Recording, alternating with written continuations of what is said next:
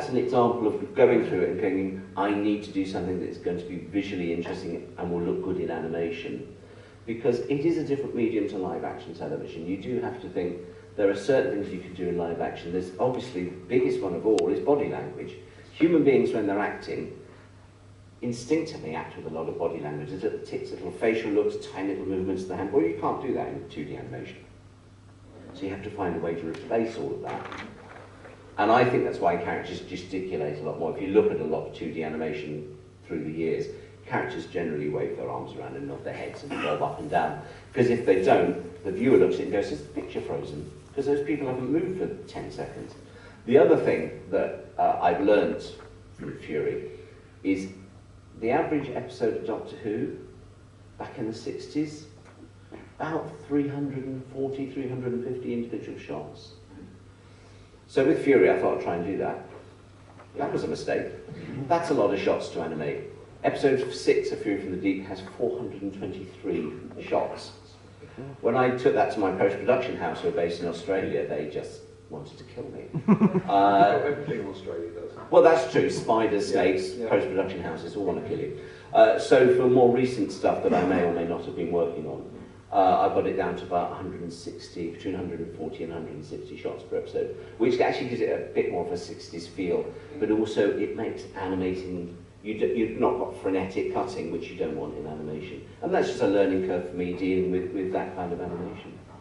So you've written out your animated script? Yep. What's the next stage? The next stage is smiling very sweetly at Mark Ayres and saying, how quickly can I have a soundtrack to work from, please? Because the animators have to work from the final soundtrack. It doesn't have to be the polished version of the final soundtrack, but it has to be to the exact second. Whatever Mark gives me at the start of a production, that's what we're going to be working to. And Mark is brilliant and a genius and very fast. And he has these things all ready to go. It's like he's imagining that every single story is ever going to be animated and they're all ready to go. And so he gives me those and I give those to the animators and I give them all my notes and then they will sit down and they do an animatic.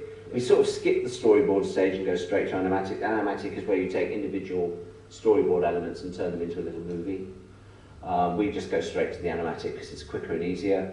And this again is something they're not used to. Animation today, you animate and then you go and record the voices because you've got a script and you usually have a guide track, which is usually the producers and their friends sitting around, and they'll do a rough guide track for the animators to work to. Yeah. And then you get the actors in and they react. That's why animation works beautifully. Well, of course, you're working with 1960, and I have a policy where I say, I don't mind enhancing the soundtrack, but I will not cut a single second from the original 60s soundtrack. That's sacrosanct to me. So, for instance, in Fury from the Deep, I said to Mark, when you're doing post on sound, the heartbeat in that pipe is really low in the mix. Well, Mark, with Fury from the Deep, created a, I think, 5.1 stereo from a 1960s soundtrack. It's a work of art, but it meant that he was able to bring up the heartbeat of soundtrack. There's another story that I may or may not have possibly animated, which has a gun battle in it. And in the, I'm not really narrowing the field there. And in this 60s story with this gun battle,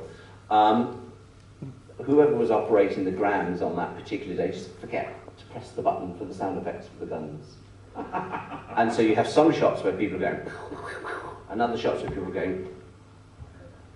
And so I said to Mark, look, could you take that sound effect of that gun and lay it over these shots so that the animation version will at least not look like we've forgotten to put the sound effects on. So I don't mind enhancing things like that, but I wouldn't cut a beat of it.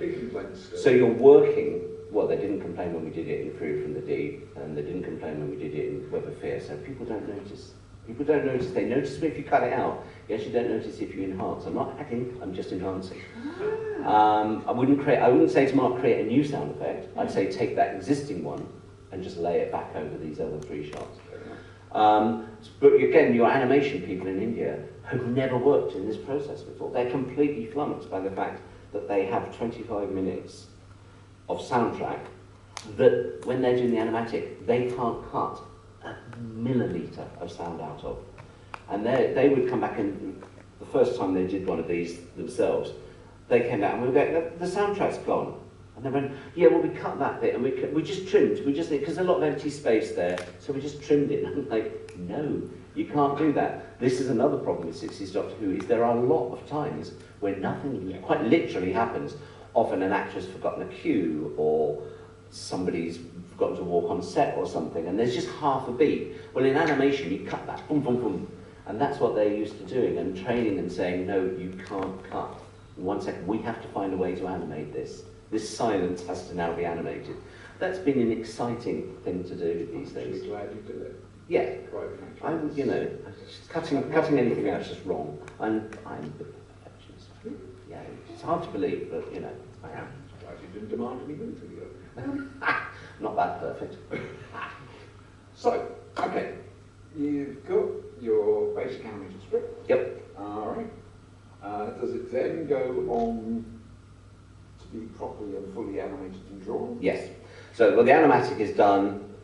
We say, yes, that's lovely, and they go off, and everything's done out of order.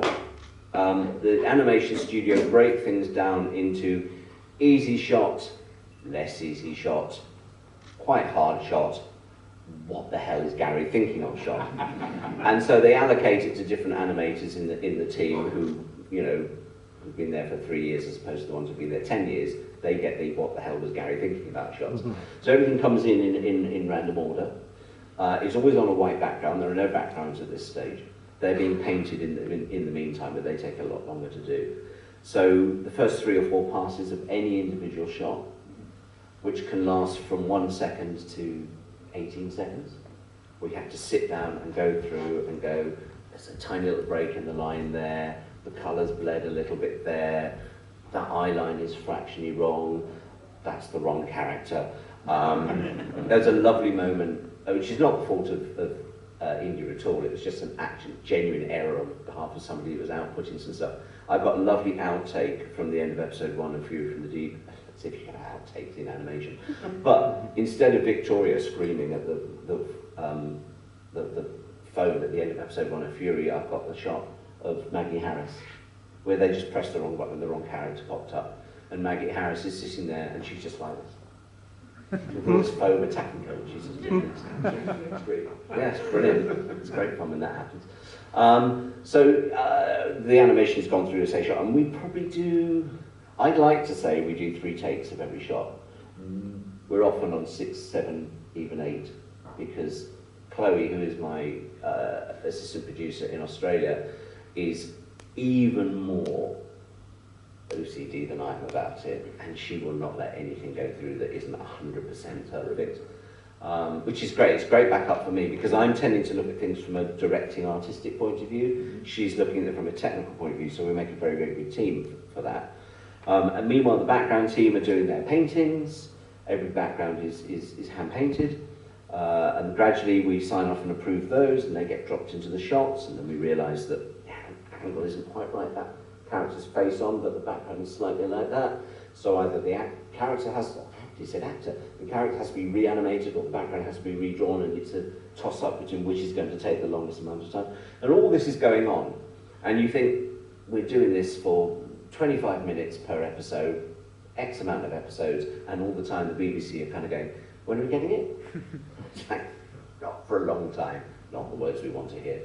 And then when all of that is done, and we have every single shot done, so we have a background, we have the animation, the sound is already there, that is all packaged up into what they call a pre-comp file, and that is then sent over to Australia, where Shapeshifter, which is our post-production house, then unwrap it all, and they do the edit, they put it together, they actually put all the layers in and make sure everything is comped properly, they then grade it.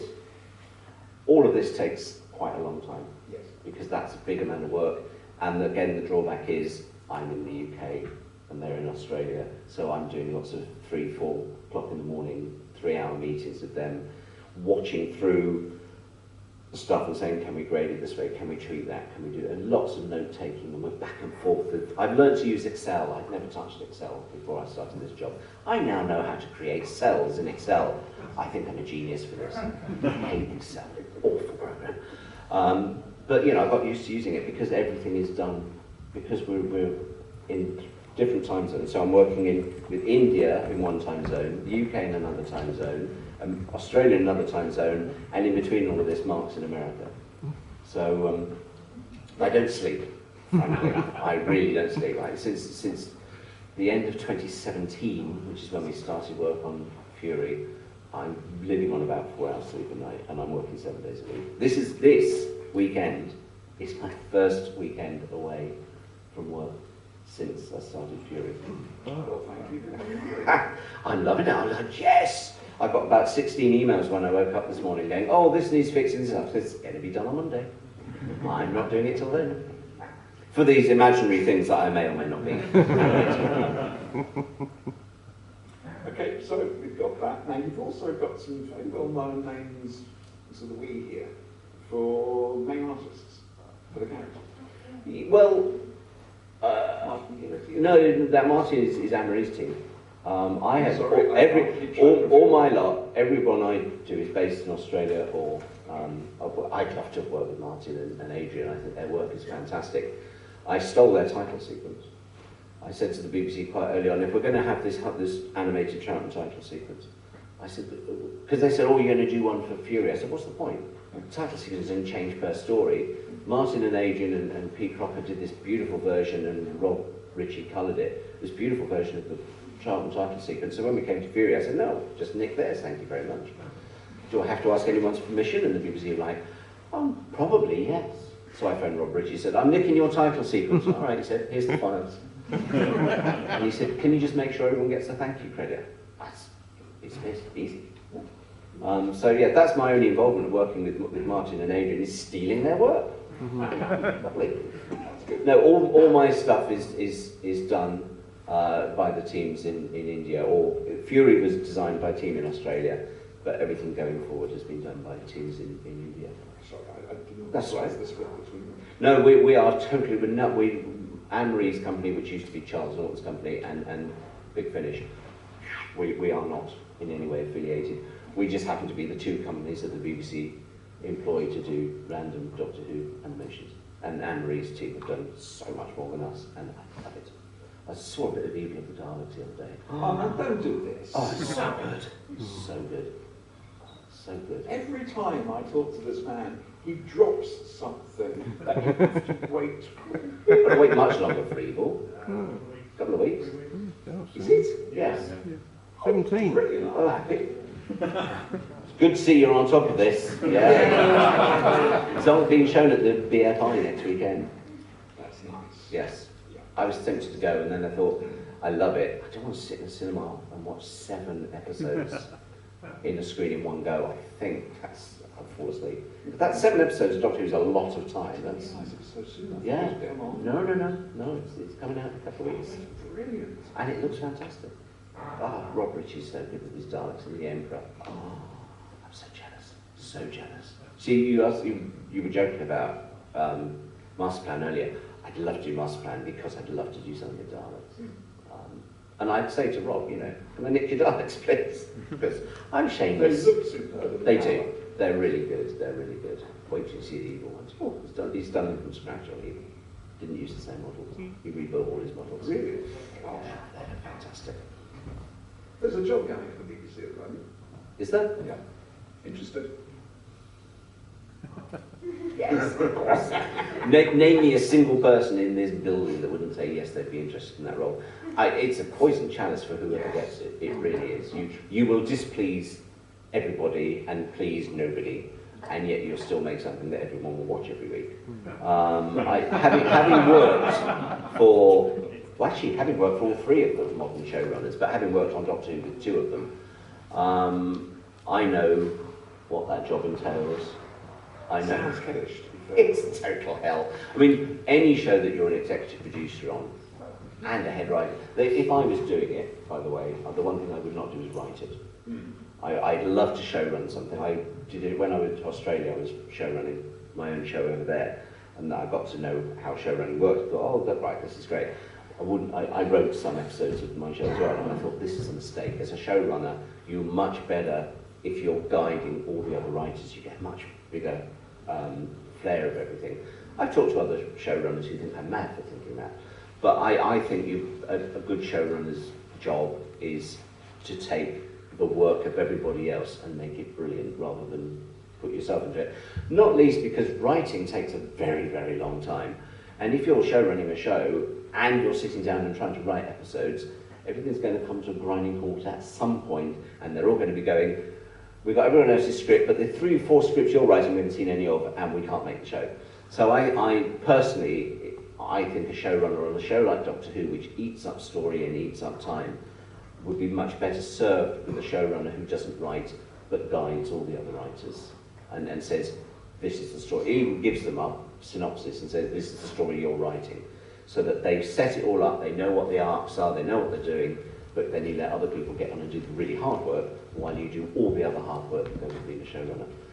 It's a very exhausting, bad job, and it can be fun. But I think on a show like Doctor Who, with the audience Doctor Who has, and the expectation that Doctor Who has, I think is an absolute poison chalice. And I admire Russell anyway, because he's a god. And he's genius, and I have absolute respect for both Stephen and Chris for trying to follow in those footsteps and succeed and do everything they do, because it's the most complicated show on television to work on. I mean, when I was script editing it, and we were sitting there, just stuff would be going on and stuff would be happening, and you'd just be thinking, how is this going to happen in this amount of time? And you know, something we're Casualty next door, you know, and they're what you call a precinct show, because they have a standing set, a nice big hospital. That's all they've got to work with. And occasionally they go out and go on location and find a few new locations to have a car crash or a train crash or whatever. But the bottom line is they know where their story is set. They know what they're... Doctor Who is a new season of a show every 50 minutes. No other programme has that problem. And I think that's an awful lot to take on for anyone. So no, I wouldn't do it. I wouldn't do it. How much do you think, having experience being a script editor on the new show, how much has it changed from the tales we've learned from Terence and Co about what script editor was? Oh, totally different. A script editor, classic series script editor, and a modern television script editor, 2 totally different jobs. The Terence, Eric eras of script editing had so much more control. They working with the producer. A modern showrunner is a combination of what we used to think of as a producer and script editor on Doctor Who. So Barry and Terence glued together becomes a showrunner. That essentially was it anyway. Well, yes, and that fundamentally hasn't changed. But that's now that's now your Russell, that's your Chris, that's your Stephen Moffat. The script editor is much more a functional job, where you're working with the other writers. And the execs say, we want this from this writer, and you go to the writer and you say, the execs want this from you, and the writer comes back and goes, I'll do this instead. And you go back to the execs and say, they love your idea, but wonder if they could actually do this, this, and this. Oh yeah, well, do that, but make sure they don't do that, because that's really not very good. You go back to the writer and say, the execs love all your ideas, and of course we can do them. How about, however, we just tweak that? And you're basically a member of the diplomatic corps going between. And then you go into these big meetings with all of them, and you're sitting in the middle going, please neither of you say to each other what you said to me, because otherwise I'm going to look a right idiot. But they never do, because they're professionals. And then you're basically, you are living those scripts, so you're working with the writers all the time on those scripts. But the actual note, other than very basic notes you can give, but you're not actually guiding the making of that script, you're not guiding the story of that script, that's all coming from the execs. You're just the filter, because they've got 13 things to worry about, so you're the filter going back to each of the individual writers. Okay, but we're running a little bit out of time, so time to turn to the audience. Oh, people want to talk to you. Yeah, so right in the middle there. It's been rumoured that the London Snowman is a possible animation release. At the end of episode 2, there's a bit of dialogue that we're missing, which Mark replaced. Although this doesn't flow with the rest of it. Is that something you would leave as is, or would you look to improve that? It's always Chris Thompson. No, because that would be changing the soundtrack. I don't know. I've not really thought about that. My gut feeling would be to go with whatever Mark created and live with it and say, yeah, that's right. If I remember rightly, he takes words from different Troughton episodes and glues them together, including Victoria's name, doesn't he? Yes. No, I would go with whatever Mark did with that, if that was the situation I found myself in. Not thought about that. I'm just looking around here.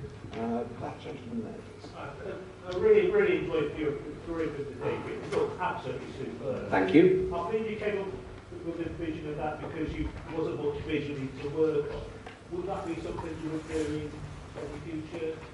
Yeah, I think you take the basic idea of the sets they had in the 60s and go, how much bigger can I make this? They made it at Lime Grove or whatever. Let's pretend I can make this in Pinewood. Yeah. That's the way I think to expand animations. If you make the sets bigger, if you make the locations bigger, the story stays the same, but visually it's a lot more exciting, a lot more interesting. Thank you. This gentleman there has had his hand up 3 times now, so... So you've been producing and directing stuff till finish for Since the year dot. You've done loads with them. What has been the most interesting thing about Big Finish? Starting it. Seeing this little thing that we had no idea whether it would work, whether people would be interested in audio adventures of Doctor Who, getting the actors involved, talking to Colin and Sylvester initially and saying, do you want to do this, because I knew them. They were immediately on board. That's over and done with. Companions, they were on board. That's that over and done with. It was just the building of it and setting it up and just hoping that everything we did would meet with everyone's approval, because I knew, you know, having been a Doctor Who fan since I was that big, I know as a Doctor Who fan what I do and don't like, and quite vocal about it. So I knew that everyone we were making Big Finish for would be exactly the same, and you try and do this thing of this balancing act between what I like as a Doctor Who fan and what Doctor Who fandom likes as a Doctor Who fan. They're not by any means the same thing, and so I made it my mission. I ran Big Fish for 8 years, and I made it my absolute mission across those 8 years that I wasn't making stories for me, I was making stories for the audience out there. So there would be things that we would do that I think, this is not my idea of a Doctor, it's not my, I don't particularly like this story, I don't particularly like this, I shouldn't say I don't like the story. That's not the kind of Doctor Who that I go for. But I would still make them so that every part of the Doctor Who audience could have an audio now and again that they'd go, yeah, this is fantastic, this is like a New Adventures, or this is like a comic strip or something like that. Things that I personally, you know, I'm a traditionalist and I like guns and bangs and flashes and monsters going, that to me is Doctor Who. The actual bangs, not the... No. This gentleman down there, this gentleman. Fancy animating the Pescatons? Yes. I put that idea to the BBC a long time ago and said, you know, Tom, it's there, the soundtrack is there. It's not a TV episode, therefore we could record some new material for it. We could expand it, put Professor Emerson in it, have more Pescatons in it. I love Pescatons. Fantastic story. So yes, I said that would be a fun thing to do, and they could have it maybe for a Blu-ray release, but I think that ship's probably sailed now, which is a shame. I would. Come round again. Where does it go? Oh, yes, it's true. It goes between. Of course, it goes between 13 and 14, doesn't it? So it could be on 13. But I suggested it, but no, there wasn't a huge amount of people at the BBC going, oh my God, Gary, you're a genius. Let's take your ideas up. No, they were like, yeah, go and do Web of Fear. Okay, got time for one very quick one. Anyone? This gentleman at the front? Hello, Gary. My first introduction to Big Finish was when you and Jason were doing the rounds of all the science fiction conventions at the start. When you came to a Star Trek convention called Retribution in Manchester. Did we? He doesn't remember any conventions in Manchester, I can tell you that now. Was that, but oh, Jason, it wasn't me. I didn't go. I think you were. Yeah. Star Trek. You and somebody else, I can't remember who. But it would have been Brixie, I would imagine. Yeah, we did the rounds. We were trying to sell it. I don't mean sell it in a literal sense. I mean, we're trying to sell the idea to people that that this would be something new and exciting and a new way to keep Doctor Who alive during the wilderness years. We weren't trying to compete with the books, we weren't trying to compete with GWM, we just wanted to offer an alternative to all of that. And yeah, God, it was fun. Big Finish was fun. Well, isn't it? Yes. Where's Ian Farrington? There's Ian. Ian was my assistant at Big Finish, and a great deal of credit for everything I did at Big Finish goes to him, and he's a bit of an unsung hero. You're brilliant. We sat in that Big Finish office for 5 years. Going through the 30th anniversary, I was going, look, could do this with Zagreus, and Ian was going, no, be sensible. What about this? Be sensible. He was my voice of reason. He was little Jiminy Cricket sitting on my shoulder, going, idiot, idiot, don't do these mad things. Which is what I need in life, someone to hit me. Well, on that note, Gary, thank you. Thank you for having me. Wonderful. Thank you very much.